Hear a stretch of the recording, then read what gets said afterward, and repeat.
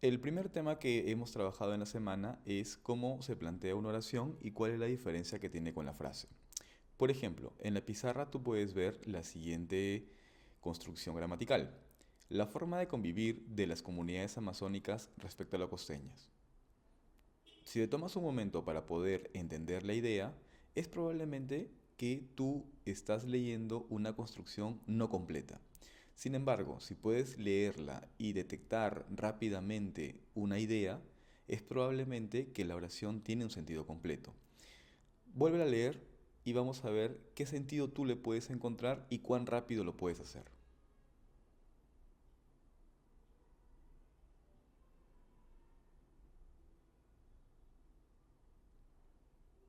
Es probable, en este punto, que tú encuentres un sentido diferente o un sentido de extrañeza o diferencia en el campo semántico, es decir, en el campo de la significación. Sin embargo, probablemente te ha tomado cierto tiempo para poder detectarlo. Esto quiere decir que la construcción oracional no tiene un sentido completo, no se está transmitiendo un mensaje pleno. Y esto se debe a que no tiene un verbo conjugado. Recordemos entonces que los verbos conjugados son aquellos que le dan sentido completo a una oración. No es así cuando nosotros detectamos un verboide. Recordemos que un verboide es algo parecido a un verbo. Es una construcción que va, de hecho, a acompañar a los verbos para tener significación completa. Por ejemplo, los verboides en español son los infinitivos, aquellas palabras que terminen en ar, er, ir, y que, por ejemplo, expresan la raíz del verbo, como por ejemplo amar, beber o, en el ejemplo, convivir. Pero no expresa, por ejemplo, las características de tiempo y de persona, quién ejecuta la acción. También nosotros tenemos los gerundios, aquellas palabras que terminan en ando o yendo, por ejemplo, amando o conviviendo. Son palabras que van a asistir a un verbo para, por ejemplo, expresar en una acción verbal una forma durativa. Estoy comiendo, estoy conviviendo, por ejemplo. Y los infinitivos, aquellos que se utilizan para poder formar las construcciones en pasado. Por ejemplo, las palabras que terminan en ado, ido, to, so o cho. Por ejemplo, amado, hecho, impreso o convivido. He convivido, ¿no? Entonces, por ejemplo, podemos decir la forma en las que han convivido las comunidades amazónicas respecto a los norteños. Esos son justamente los verboides. Es decir, palabras que se parecen a un verbo pero que no pueden expresar por sí mismo un significado completo. Vamos a ver la siguiente construcción gramatical.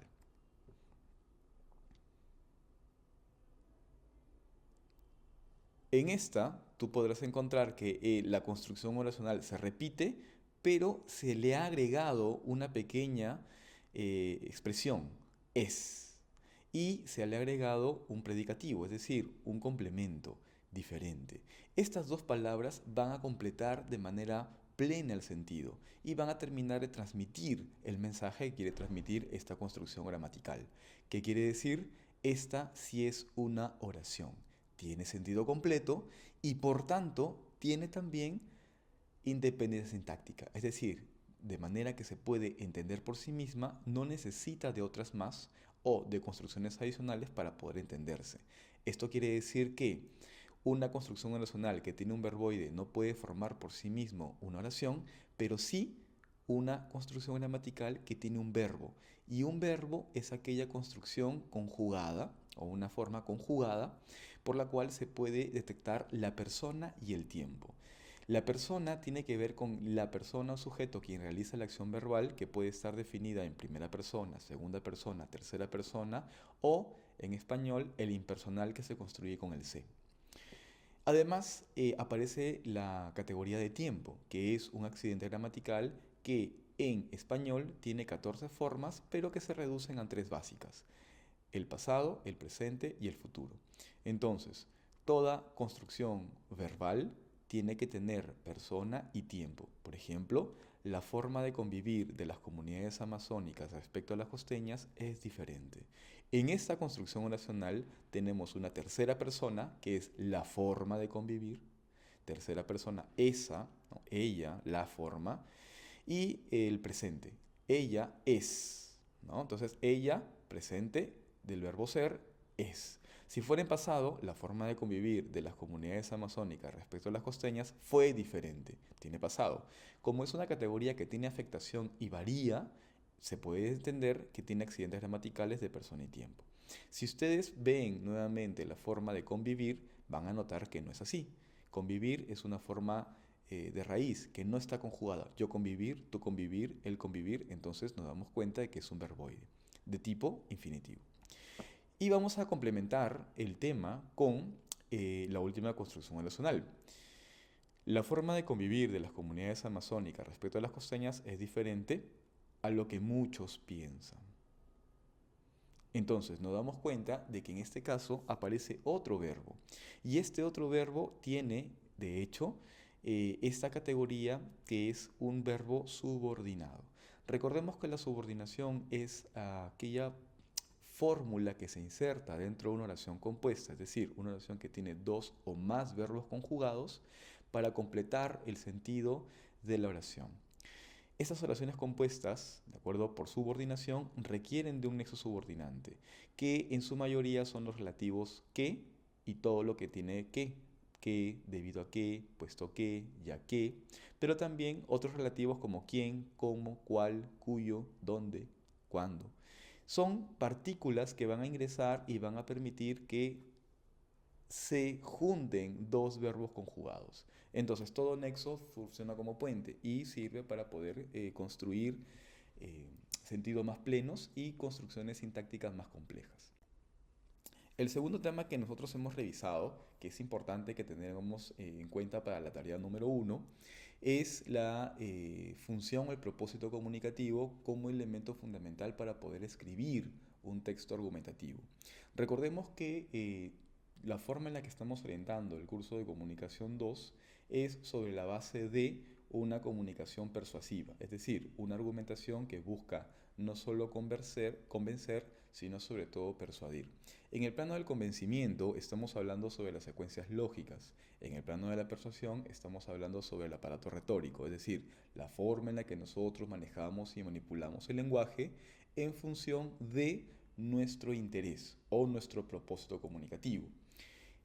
¿Qué es un propósito comunicativo? Bueno, es algo que constituye o forma parte de lo que es la situación comunicativa. Ahora, la estructura de una construcción argumentativa parte desde un tema controversial, entonces el tema controversial tiene que ya implicar opuestos o un debate. No solamente tenemos que presentar un tema, sino que este tema sea controversial, es decir, que sea polémico, que tienda a representar una situación de la cual no hay un consenso, ¿no? Entonces, por ejemplo, el tema controversial, migración de venezolanos, divide a la población tanto entre quienes la apoyan y quienes la cuestionan. Sobre la base de esta controversia, nosotros tenemos que elegir una postura, asumir una postura. Y la construcción de la postura, como hemos revisado, parte por tres principales características. La primera es que es una afirmación. Por tanto, la segunda característica se desliga de esta. No puede ser una pregunta. Y la tercera es que siempre se evita que ésta tenga dobles negaciones. Entonces, con estas tres características podremos decir, el Congreso debe regular la entrada de ciudadanos venezolanos a nuestro país. Una afirmación no tiene pregunta y tampoco no tiene doble negación. La forma en la que nosotros fundamentamos es a través de argumentos. Los argumentos son construcciones lógicas que buscan fundamentar una tesis o una postura, que recordemos son sinónimos, postura o tesis argumental.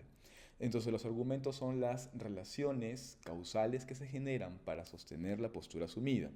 ¿Por qué pienso que el Congreso debe regular la entrada de ciudadanos venezolanos a nuestro país? Porque la exagerada cantidad, en este caso no debería, ¿no? Porque la exagerada cantidad provoca un desequilibrio económico y otra razón es porque generan conflictos sociales.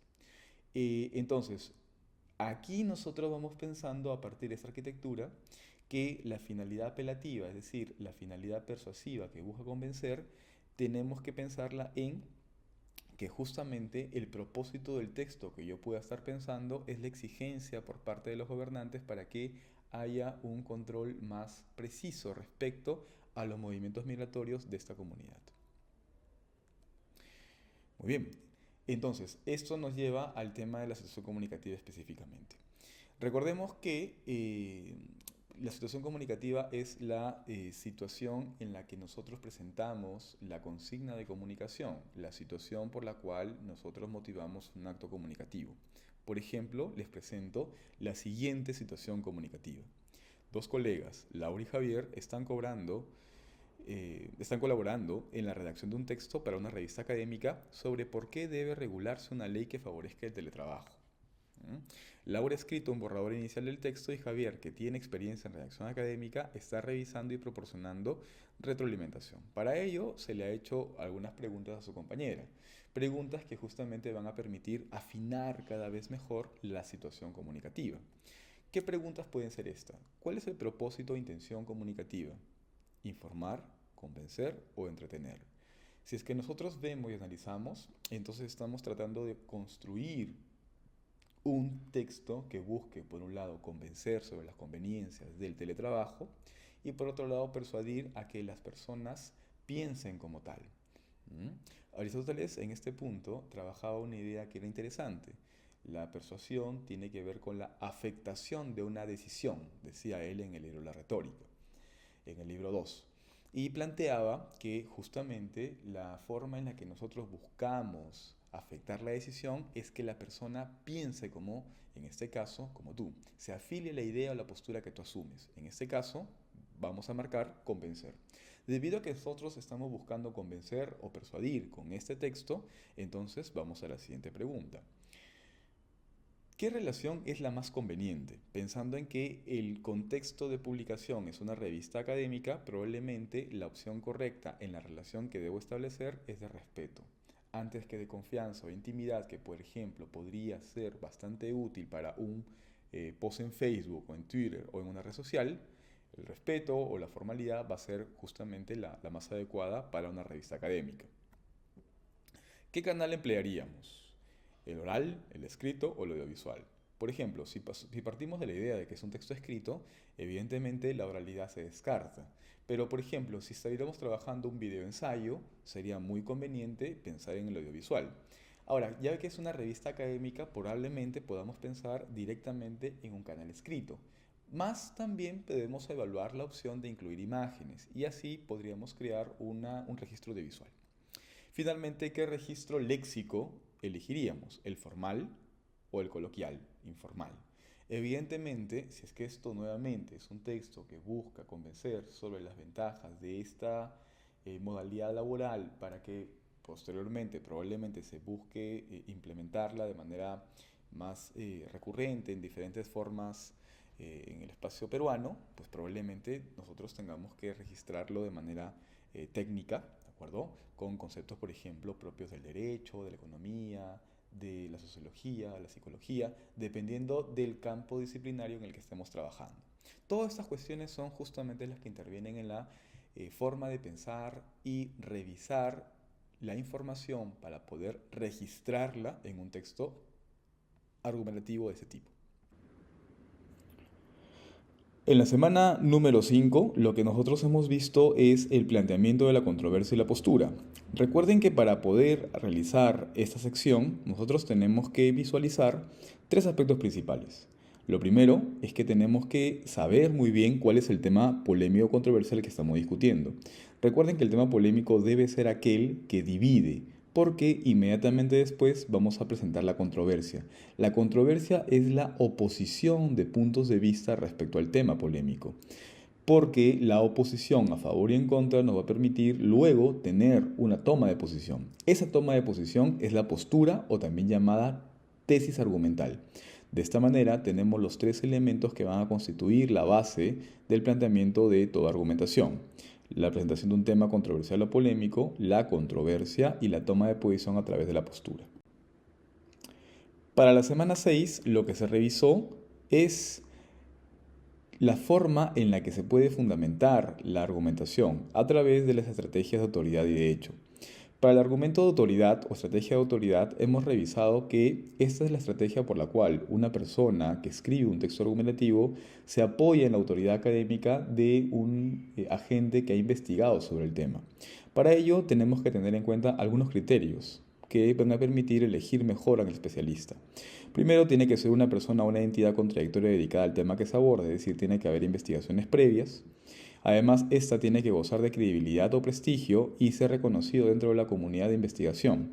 Finalmente, recordemos que sus planteamientos deben ser conocidos, defendidos y sustentados dentro del marco del tema de investigación. Por otro lado, el argumento de hecho o de evidencia tiene que considerarse los siguientes elementos. Primero, es un argumento por el cual nosotros acomodamos la viabilidad y la validez de nuestro argumento a través de la información objetiva, es decir, aquella que se puede contrastar con la realidad, datos basados en evidencia material, razonamientos lógicos, fuentes de información confiables y un producto del consenso social. Esto quiere decir que podemos utilizar pruebas o evidencias que sean contrastables con ciertos elementos que pueden ser, por ejemplo, una fuente de investigación. Por eso, para poder hacer un argumento de hecho de evidencia, podemos poner casos, ejemplos, estadísticas, números, que nos permitan justamente validar nuestra argumentación de esta manera. En la semana número 7 revisamos la citación en formato APA. Para esta citación nosotros tenemos que recordar que toda cita es la apropiación lícita de una idea. Es lícita porque se declara en el texto, como parte del consenso o el pacto de probidad académica que debe existir en la redacción académica. Cuando nosotros nos apropiamos de una idea de manera lícita, podemos expresar esta idea de dos maneras. A través de la expresión con las palabras de la fuente, la cual se le denomina cita textual o directa, y expresada a través de mis propias palabras. Esta apropiación, que es la más común, es aquella que se denomina cita paráfrasis o cita también indirecta.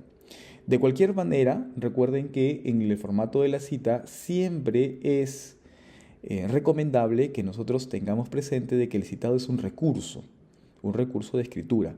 No sustituye la escritura, sino que se apoya para poder escribir. Además, tenemos que recordar que cualquiera de las dos citas, sea la cual se elija, tiene que aparecer como un formato de referencia parentética. Es decir, aquella referencia que aparece apellido, coma, año, coma, número de página si lo hubiere. En este punto tenemos que recordar que son dos partes las que tiene la cita. El contenido de la cita misma, que puede estar entre comillas cuando es cita textual, corta, o el contenido de la cita que se expresa sin comillas cuando son mis propias palabras. De cualquiera de las dos tiene que aparecer el segundo elemento de la cita, que es la referencia parentética. Apellido, coma, año, coma, número de página, recuerden si lo hubiere. Ahora, dentro de los dos modelos que vamos a ver en la inserción de la cita en el texto, tenemos aquellas citas que se van a introducir con énfasis en el autor, llamadas también citas narrativas, porque van a mencionar el autor al comienzo de la idea. O aquellas que son citas con énfasis en el contenido, o también llamadas citas parentéticas, donde el autor aparece al final y no es introducido, sino que el contenido de la cita, la idea, es lo que va a permitir introducir de mejor manera la cita. Para la semana 8, lo que hemos visto es el elemento principal del curso, el proceso de redacción de textos argumentativos. Este fue el último tema que se evaluó para poder hacer la tarea número 2, así que sería conveniente que ustedes también lo revisen. Recordemos que son 4 momentos del proceso de redacción que hemos visto en la propuesta del curso. El primer momento va a consistir en la recopilación de información, la búsqueda de información, la determinación del tema y la determinación del propósito comunicativo.